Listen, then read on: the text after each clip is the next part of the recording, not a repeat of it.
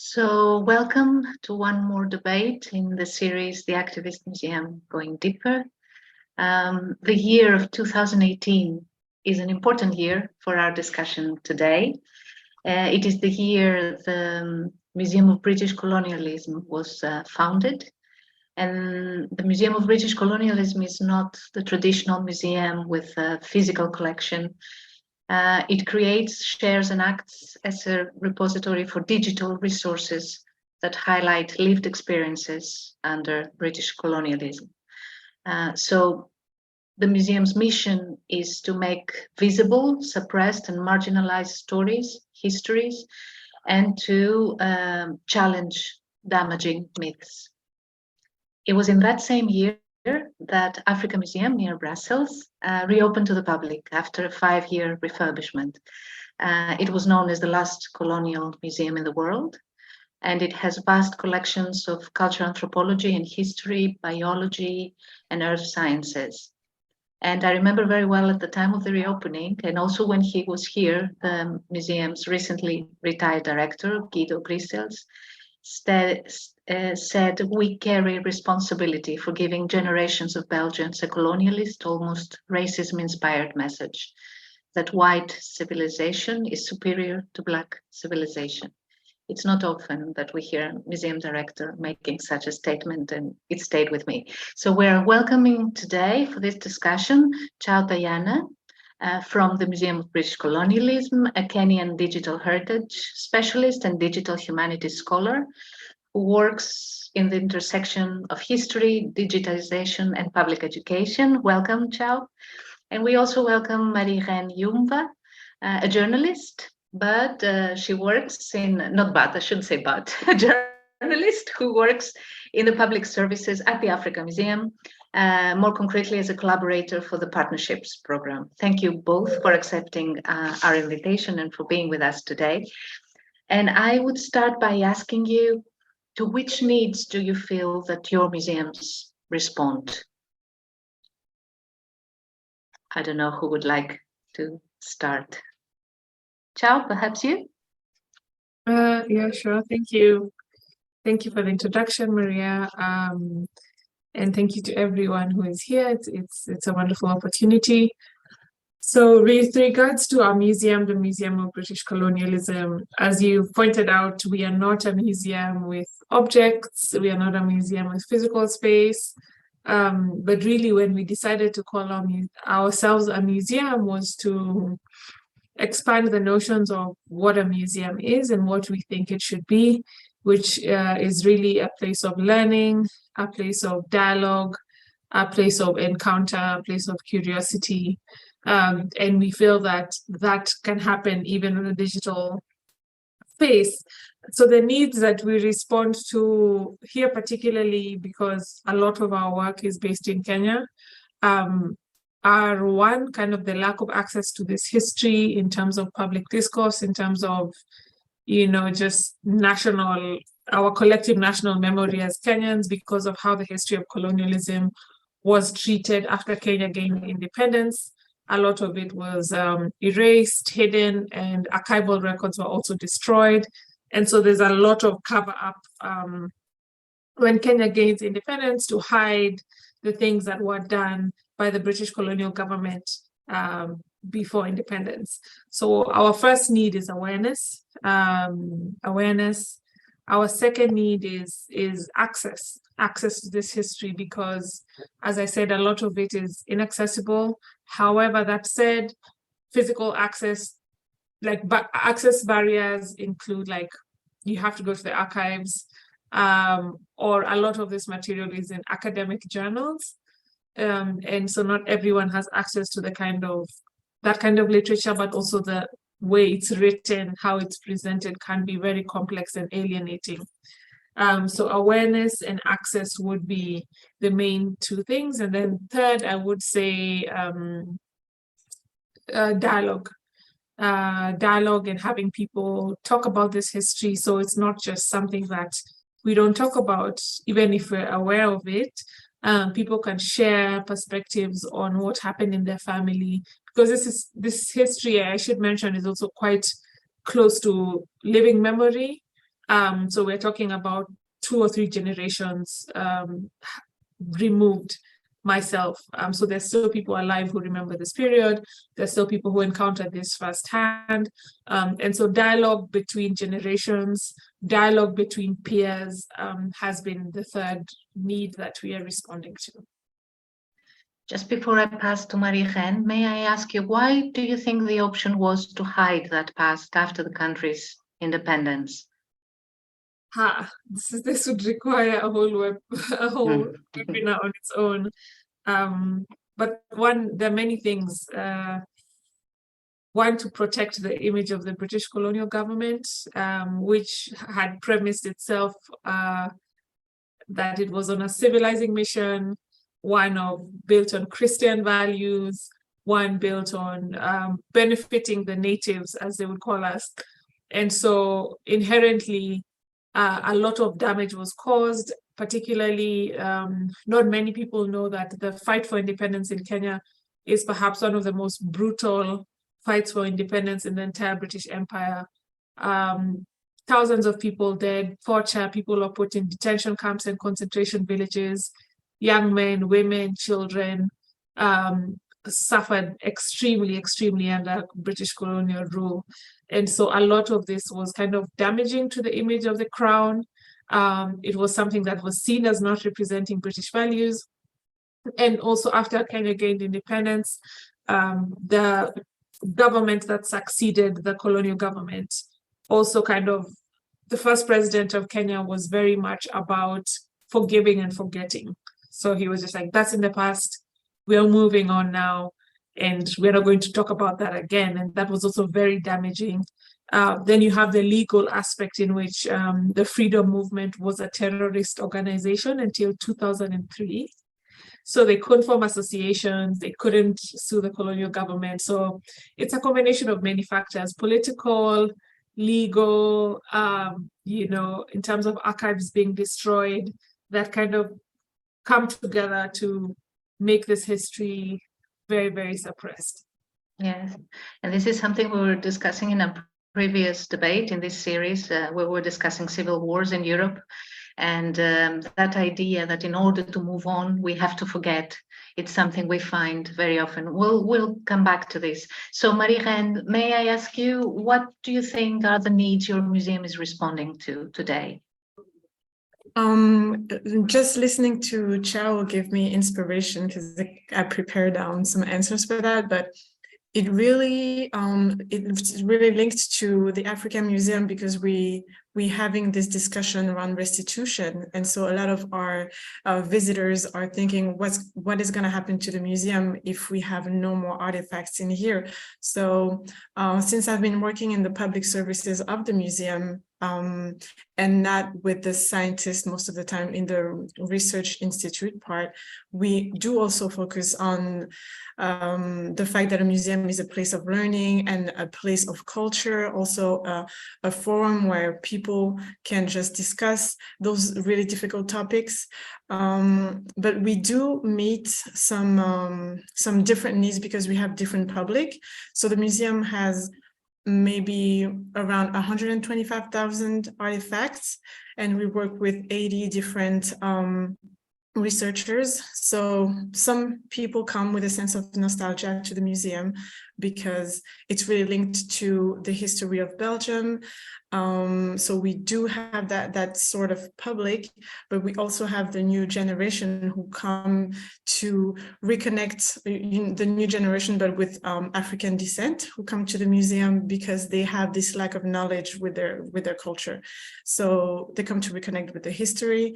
But sometimes we don't have all the answers. So I would say that the museum can meet some needs, but also the museum need also the public to come and give us the knowledge, because a lot of times we have objects that are really unknown by our scientists, and we have to share the knowledge about those objects. And so it's a back and forth. It's not, I won't say that we give the knowledge, but it's a platform where we can meet and we can exchange. This brings me to my next question. How interested are local communities, different communities, in getting involved with the museum work?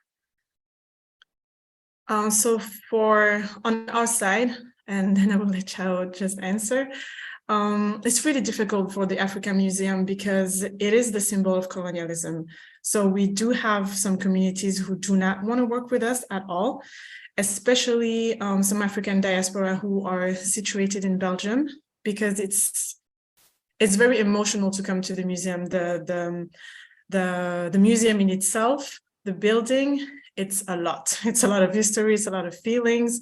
So I do understand that some organizations, some civil society, some art activists do not want to work with the museums, but we do have artists, we do have activists who come into the museum and want to work with us under some conditions also. They want to be respected. They want us to pay for their time, which is, normal. And we see that we have a lot of distrust in the community that we're also trying to rebuild. So most of the time, I try to talk to the person first, go to their event, go to their activities, and see slowly if we can build a relationship from there, an interpersonal relationship. Because from 20 years on, the museum didn't really do that. And sometimes they feel like it's extracted knowledge instead of on a plain level relationship. Yeah, and when you say people, of course, they want to feel respected. Do you think the museum today is able to understand and to feel what it means to treat people with respect, especially people whom you want to collaborate with, you want to have them in the museum? I think the museum is a microcosm of the society, so we do have different people inside, which is very difficult because we don't all have the same sensitivity towards the public.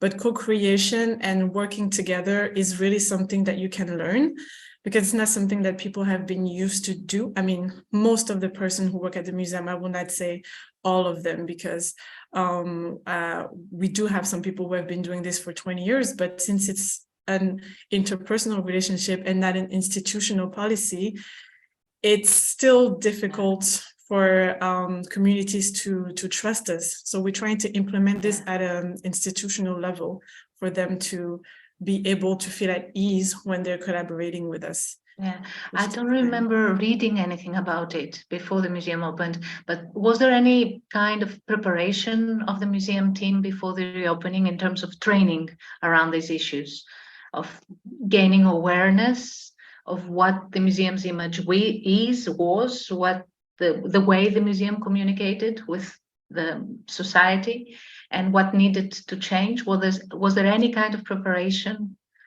of the team? To my knowledge, because I've been working in the museum for only 2.5 years, but I've been following the history of the renovation. There were no interpersonal training, for the staff, but during the renovation, they did collaborate with a group of African diaspora people who were seen as experts.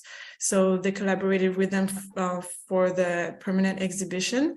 Unfortunately, this collaboration went sour at the end of renovation, at the opening of the museum, because there were so many misunderstandings, and just the collaboration wasn't fruitful till the end. And now we are starting to evaluate those collaboration and what went wrong, because we have to move on, but we have to know what happened that went wrong to be able to just do better in the future. Thank you. Chao, in your case, are local communities interested in collaborating with the museum, and in what way? Yes, they are. But before I begin, perhaps to just second what Marie-Reine has shared, is that I feel like for African people in Africa, African diasporic people, there has always been a very deep sense of betrayal and distrust from the museum. On the African continent, for example, most museums were set up as institutions to kind of observe and collect artifacts from the local people, but were never really places in which local people could go. You are like, based on segregation, you are not even allowed to be in the museum in the first place. And so the challenge of the African Museum has always been, how do you include people who are excluded from the foundation of an institution in the first place, right? Yeah. And even when the museums were opened up, the ways in which culture was talked about, the ways in which objects were presented, the ways in which people were shown were so dehumanizing and stripping them of their complexity, their culture, the richness of their worlds, that people don't really connect with the museum in that way, which is something that, you know, the AfricaMuseum has faced, and so many other museums are coming to terms with now, that it's not just about opening the doors to your museum, it's also about how things are talked about, how artifacts are presented, whose voice is presented in an exhibit. And so for us, the fact that not many Kenyans could identify with the museum as an institution, the National Museum, it's a place that you go perhaps once every 10 years, and most people will go when they're school children, because it's part of kind of school curriculums, that's it. And so how do you take this idea of an institution that sits separate from people's lives, yet is so crucial to their understanding of themselves, and you bring it closer to people? In the case of the Museum of British Colonialism, we have had to do a lot of trust building, not because our work is twofold. We go into the field, we speak with people, we find sites, we document them, we document oral histories. So there's the audience that we interact with that is part of the resources that we're creating.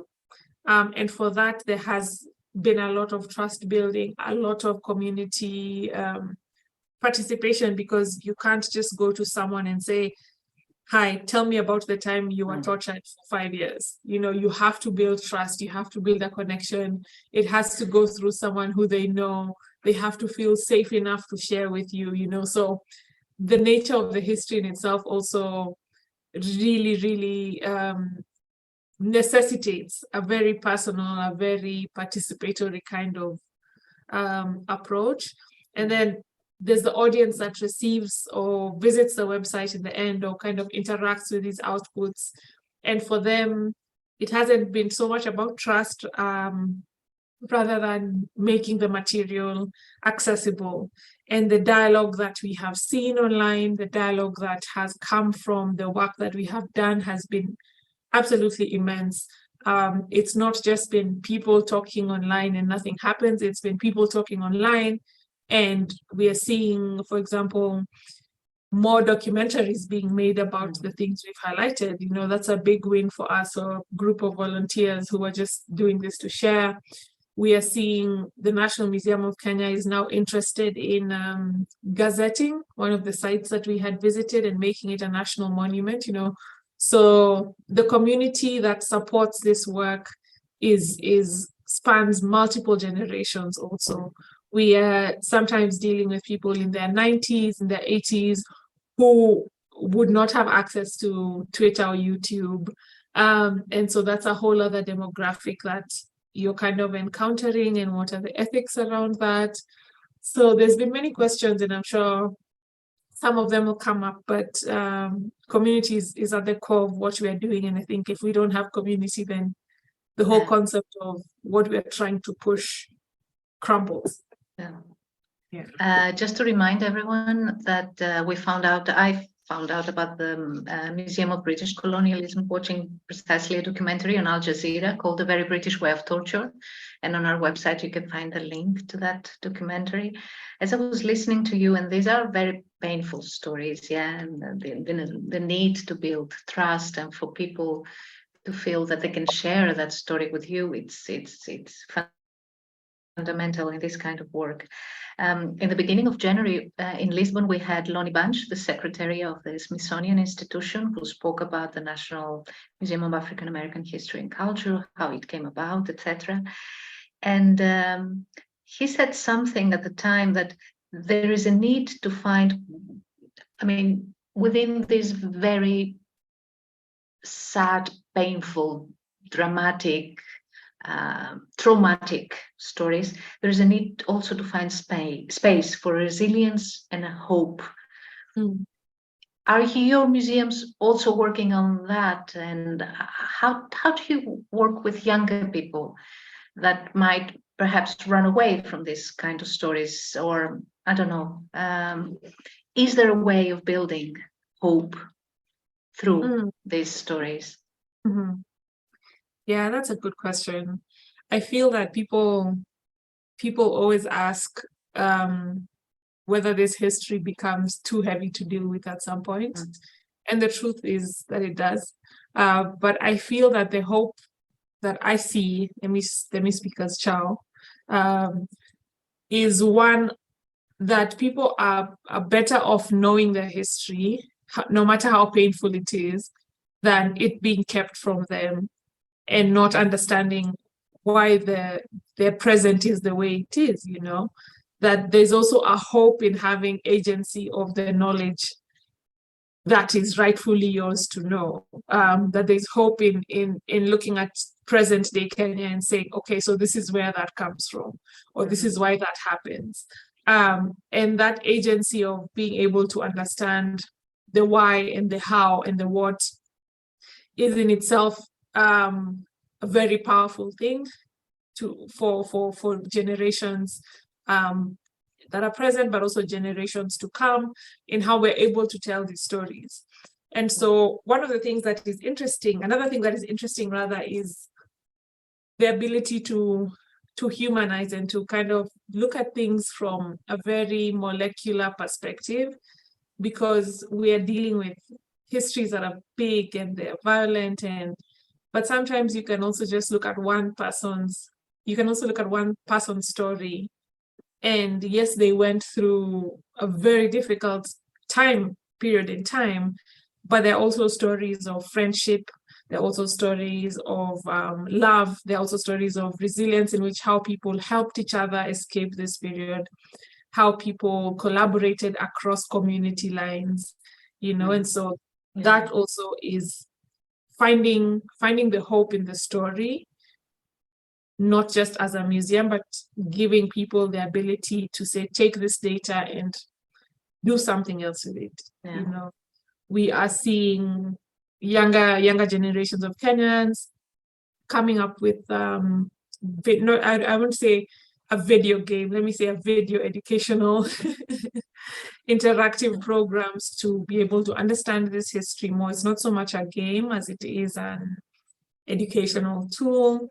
And for me, that's also a sign of hope. Mm-hmm. Yeah. Marie-Reine, can we find hope in your museum? Of course, we can find hope in our museum. And just like Chao said, it's just to be able to give this stage to other young people. And I can take the example of the cultural programmation that we have in the museum. So we have been trying to introduce new publics into our permanent exhibition and to organize those new activities for young people. And for example, just yesterday, we had young people who have been organizing this contest called Miss Africa, but it's not really a beauty contest, but a contest about knowing your history. And they're going to name a queen who will be from the African continent. And they wanted to come in the AfricaMuseum because they have been talking about resilience and those different African women warriors who were fighting against colonization. We also had one activity where we invited Black comedians to make fun of the museum, to make fun of the really, really hard history that we had. And they were just marvelous, and we had a laugh, and the auditorium was packed. So it's a way also to just bring joy in those painful stories. Yeah, and the sense of humor is opens doors. Yeah, even to discuss difficult what we consider to be difficult issues. Yeah, I didn't know about that. That's yeah. It's something that we have never done. It was the first time we tried it. We also trying to just invite them and take the stage and just say what they want, because most of the time when you come to the AfricaMuseum, you can feel like you're not a scientist, you're not a researcher, you're not a PhD student, so maybe you won't be able to talk like them or to be as knowledgeable as them, but we're trying to make them feel safe and empowered. And what Chao said about knowing your history is very empowering. I can give you another example. Last week, I just discovered my great uncle in the archives of the museum, and I've been working with him there for 2.5 years, and I just occurred to I just stumbled into it, and he actually fought the colonial regime in Rwanda. So those type of little stories where you can just bring hope in the history, in the pain of the museum, just really exist every day. And maybe also, I don't know if you agree with me, but maybe it's these stories, very specific individual stories, that help us manage the enormity of what that past was and that history was. Because sometimes if we are in front of something that feels huge to us, we may also feel that we can do nothing about it. I don't know. And maybe these stories can empower people or make people understand better without just resisting to an idea they have of themselves. Yeah, because I was thinking, do you think there is any change in the way Belgian citizens feel about themselves and their colonial past? Chao said a little while ago that there was this idea that British colonialism was benevolent, if I can, nice, civilizing. And that's something we find in almost all ex-colonial powers, societies who feel we were not the bad colonialists. Do you feel there is a change and that people have a chance and a capacity to deal better with that idea they had of themselves? Slowly. It really depends on the type of public that we have, because we also have a public that feels attacked by what they're reading, by maybe the tour guide that they're having, talking about colonialism. So they're telling us, why do we have to feel bad for those for what happened during the colonial time? So it's very hard sometimes to just tell people, it's just, we are telling you that part of the story, not for you to feel bad, but for you to be aware of it. But we see a shift in the younger generation, mostly, who just come and want to see a more decolonial way of looking at the history of the museum. But it's still vastly projected, in the media. Also at school, we don't learn about the colonial history. It really depends on your history teacher. So it's a slow shift. I wouldn't say it's a revolutionary one. And there are discussions with tour guides. I mean, the public, the visitors react to, Yeah, and we have many various discussions, because we do not try to impose a content on our freelance guide. So they have they have a course on what to say, but everyone has their own sensitivity. So some guides are better for a group that will be an elderly Belgian group. Some guides are better for young audience who have African roots. So it can happen that the public doesn't really agree with the content. And it's also really important to be aware of the discussions that really happen, because they're really in the front line of the museum. So it helps us to know how the public really feels about the permanent exhibition, but also the content of the tour. Okay. Chao, I know you have also British collaborators in the museum. Do you feel there is a change, also a shift in the way Britain looks at its colonial past at this moment? It's a hard question. It's a hard question to answer because of my position. So I don't want to speak as to how the British public is changing. I do know that we have volunteers who are British, who are also of a younger generation, who want this story to be known, who have confronted this in many ways. But I also feel that the museum it's a small part of what society is, and there's only so much a museum can do. So a museum can decolonize itself as much as possible and be radical as possible. But if you're in a society where it's not being taught in the educational system, it's a far-right government that is pushing far-right politics, like how much can the museum do in the context of everything else that is happening around, right? And so whether the public is shifting, I think the museum does have a role to play, but it is a part of many other things that need to happen for these kind of histories to be national consciousness. Otherwise, it is simply boxed into a wokeness. Everyone is woke now. But that's not really the point. The museum is trying to do what it can, but the things that are surrounding this person when they leave the museum also have a role to play in how they face this history head on, Makes sense.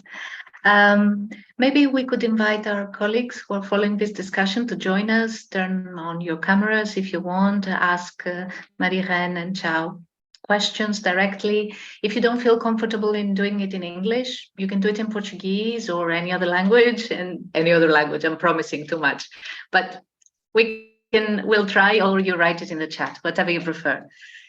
So are there any immediate questions or comments? I have a question. Please, Philippa, go ahead. Either for Chao or Marie. I am wondering, this is a very disruptive museum. I don't know if it could be the right word. It's a very disruptive. You have to be prepared. You have to be aware that you are not going for a school visit. If I am a high school teacher, so I am wondering, you have to be prepared. So, part of the work has to be done before going to the museum, I think. First, because the teacher himself or herself might not be aware of this decolonizing perspective of history, and perhaps it's better if he or she studies something, because his personal perspective, as Marie said, has a very large influence on how students have this access to history by the parents, and also, but especially at school. So the first question is, do you have some sort of toolkit for teachers? Perhaps the elephant just cut in smaller pieces, because this could be a very huge thing and the teachers might themselves feel they are not prepared. So small chunks for like toolkits for teachers, or even guides if they want to study online, and perhaps you have a educational service and they might just prepare the visit first and leave questions to students. Leave questions like, you go and find this, just to create that wow effect when they arrive, but it's not a wow effect. That seems too heavy for their ages, that they might feel it's too heavy for their ages. Parents themselves might feel that's too heavy. Like other museums, this effect can happen. So I see two questions here. Let me know if I'm right. So one is there material that the teacher can use before in order to prepare the visit, for the teacher himself or herself feel more prepared to deal with the subject? And then also, how do we present difficult, painful material to younger children? How do we deal with these stories when it comes to younger children? Is that it? Yes, okay. Yes, Marie. And the second question is related with art as knowledge. As you said, it's better to know and to have this agency of knowledge. It's better to know than not to know and just forget.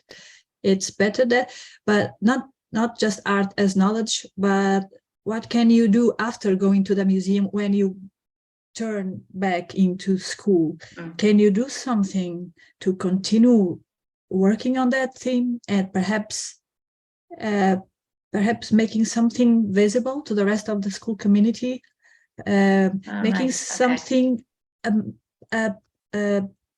just like it was a little thing that started to grow in the visit, but then it continues to grow, like art as empathy, not just art as history, but as empathy, and that bringing this empathy into the school context. That's it. Great, thank you, Philippa. Who would like to answer first? I see Chao is still thinking or taking notes. So Marie, would you like to? Yeah. Yes. I can answer first to your question, Philippa, which is a really good question. And it's kind of difficult for us to give a toolkit to the teachers before coming into the museum, because it's not the role of the guide of the museum. But what I've noticed is that the teachers who come with their classes already had a previous knowledge about the colonial history, so they gave maybe 2 or 3 hours to their students around it, and then they come to the museum. But we also have different workshops for different children at different ages, so the content is adapted to the age of the children. So it's not something, we don't give the same content to everyone. It's really important to know. And after the visit, we can give new contacts, because we are in contact with activist organizations who are paid, who have the knowledge, who have the content to go into schools and give those little, not internships, but those little toolkits to the students. So it's about knowing your place, quote unquote, knowing that there's so much you can do, like Chao said, and now you can just give pass the baton or the torch, how to say in English, to someone else who has the knowledge to do it, and you can come back to the museum and have a workshop or a guided tour, and we have other contacts who can just follow up with the students. I don't remember the third question. So, it had to do with the after, art. yes. Art and knowledge. Once a class, a group of students with their teacher goes back to their school, is there something they can work on and maybe, share it with a wider school community, the experience they had at the museum? So in Belgium a couple of years ago, now it's not required to talk about the colonial history, but we have a toolkit that has been translated in French and in Dutch about the colonial history. So this is accessible for every history teacher, but they have to find themselves the time to give it to the children.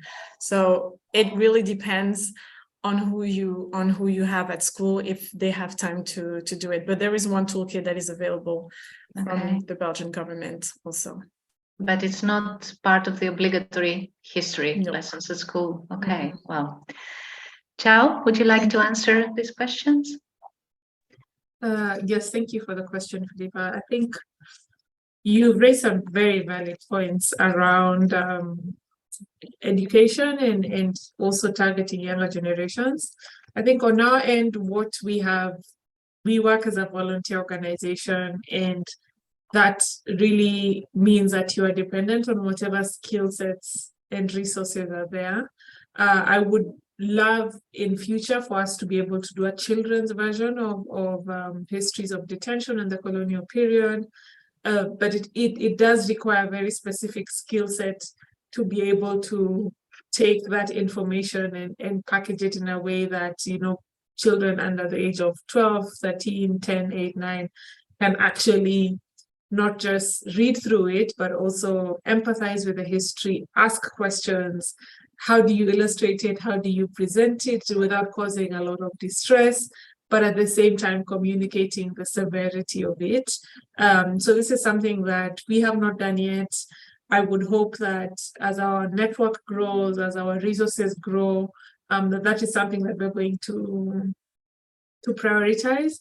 The other question that I think is very interesting is what happens next. A lot of times when we've had our exhibitions, particularly in Kenya, people leave with a sense of rage, like pure anger, like I just want to do something, I want to give something, I want to know something. And it's always such a tricky position to also be in, to feel that you're responsible for what someone does with their emotions after experiencing this history. For us, it's always been important to kind of direct people to more reading material, but I'm talking about adults here, so not children. Tell them that these are the resources that you can read, this is what you can encounter. With our exhibition this year, we hope to also create a space for just dialogue and reflection within the exhibition space. Online, it can also be quite hard, but what we're also trying to do is to have call to actions, like if you're interested in this, then you can go and speak to so-and-so, or we are looking for kind of crowdsourcing histories, because people want to participate and also to give us their time and their skills. We have had instances where someone would come up and say, I'm a photographer, I'm a filmmaker, whenever you need anything, let me know. So there's also a way of contributing to the history that's not just about leaving, but also saying, I can do this to further this cause. And that's been something we've seen. You remind me now, a few months ago, I visited an exhibition at the Tropen Museum in Amsterdam, our colonial heritage. Our colonial heritage, yeah. And the last bit of the exhibition is about that. What can you do about it? It becomes very personal. As people come out with different feelings, there's a large room where we are, we start thinking in a very concrete way. So where is my place in all this? And what can I do about it? It was quite powerful. Any more questions or comments? Yes, please, Marta. I have a question from an opposite perspective. As a guide, a new guide at a problematic museum here in Lisbon, which is not very open to talk about colonial history, how would you advise an activist worker, maybe that's how I should call myself, to talk to children about these topics, knowing that they don't come prepared to talk about difficult matters? It's a very hard question since I've never been a guide, but I could give you some examples that we have from our really, really talented guide here in AfricaMuseum.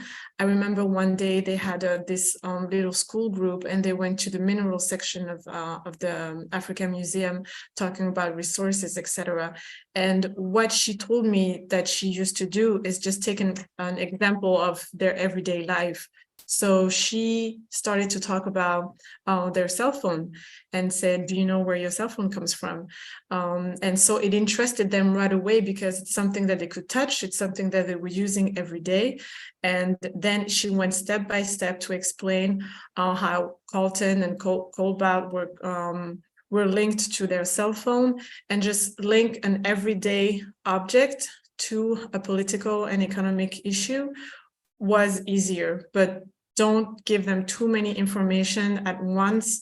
A guided tour is most of the time an hour and 30 minutes. You have to have 3 talking points that they have to get out of the museum and know about. You don't hope for too much. Even I, when I go to a new museum, I won't come out with the whole literature and the whole history.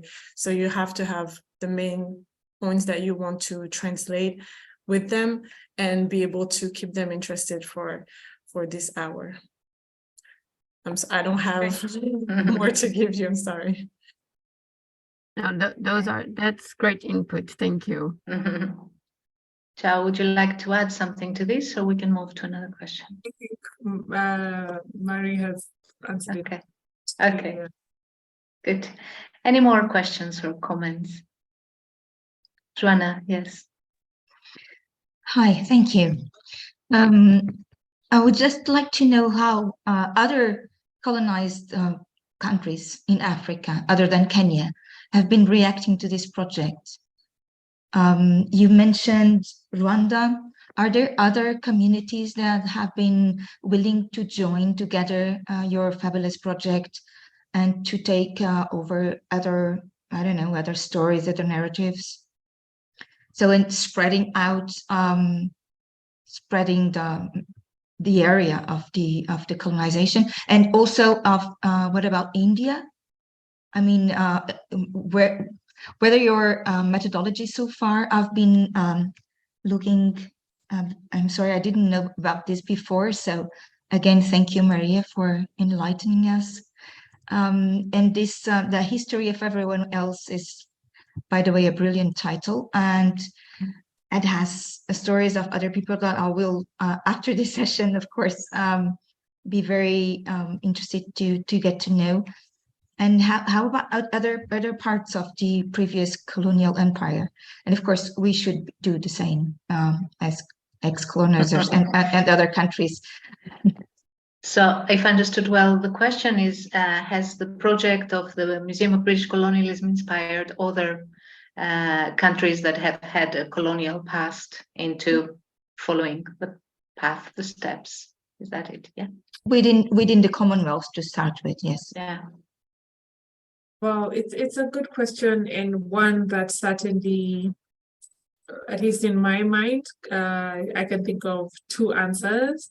The first one, has it inspired discussion on colonialism in other parts of the African continent, especially the British Empire?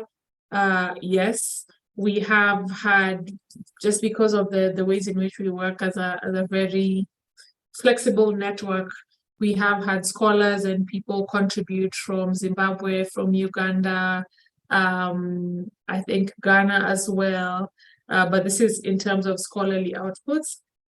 The second answer to the same question is that, and I want to rather highlight the difficulty of participatory approaches. So what we've done in Kenya is very much around saying what exists, what can we find? We go there, we ask questions, we do the interviews, we take the photographs, we engage with the communities, etc. Now, while this has a lot of impact in terms of resource mobilization, especially people are working with volunteers, it's quite difficult. There's also questions of safeguarding, there's also questions of protecting the people who you're interviewing, consent. Authorities in different countries are also varying, one country can be more amicable to you taking photographs of a school, whereas another might be like, that's off bounds. So we have been slower to scale this, I would say, or to ask other people in other countries to do it without really refining the methodology and just putting down what people need to be aware of, how people can access, and also writing something around the emotional and personal toll this takes on the people who are doing it. Mm-hmm. So I would love for one day for us to see this happen in other countries, but I would also feel responsible if other people embark on it, or we send other people to embark on it without kind of the adequate care. And so we're 4 years old at this point, but we are working on in future coming up with a blueprint of how we've done the work in Kenya, just noting down everything, not just the history, but as I said, the interpersonal connections, the community perspective, consent, etc. Putting that into some kind of blueprint, and then thereafter saying, okay, you can try this in a different country. Lastly, I think you'd asked a question around India and whether this has also been applied there. Not yet, but we, as a network, we have had our most recent webinar or public conversation was around partition. And so we also have conversations around British colonialism in other parts of the world, not just in Africa. I'll share a link to that. Yeah, so the beauty of the digital is that you can kind of have more conversations, more flexibility around people talking, as I am now in Nairobi speaking to you all over the world. So that's been possible for us as well. Great. Thank you, Chao. I think we have time for one more question or comment. Anybody? Yes, Anna. Thank you. It's a question to Marie. I'm dealing for the moment with the project of decolonizing the Congo panorama. It's a big painting with 14 meters for 115.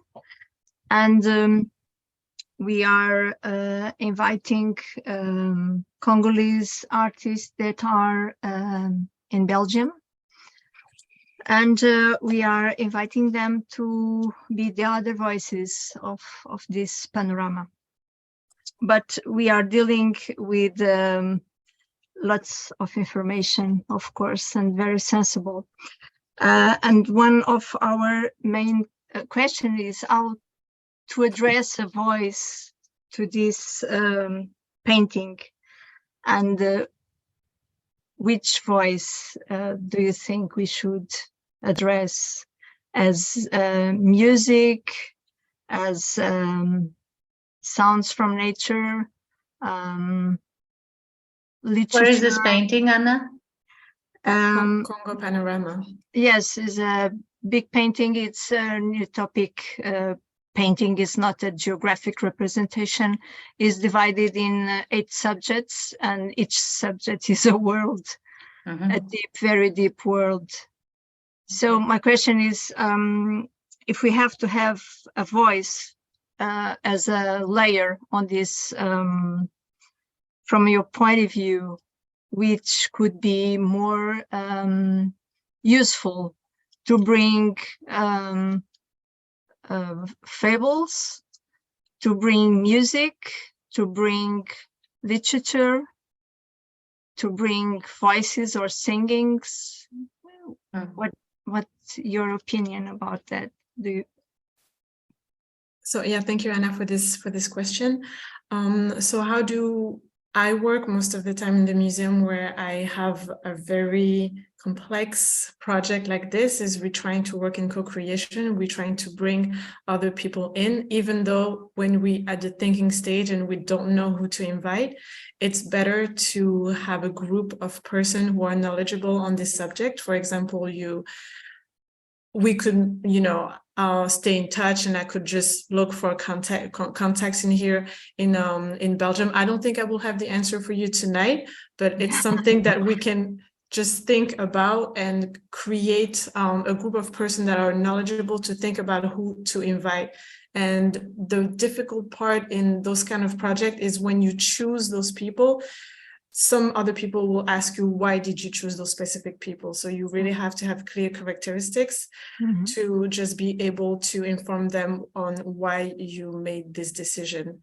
And the criticism that we have most of the time is that the institution, the museums talk with each other, but don't really involve the diaspora or the communities or the artists in the decision-making at the point A of the project.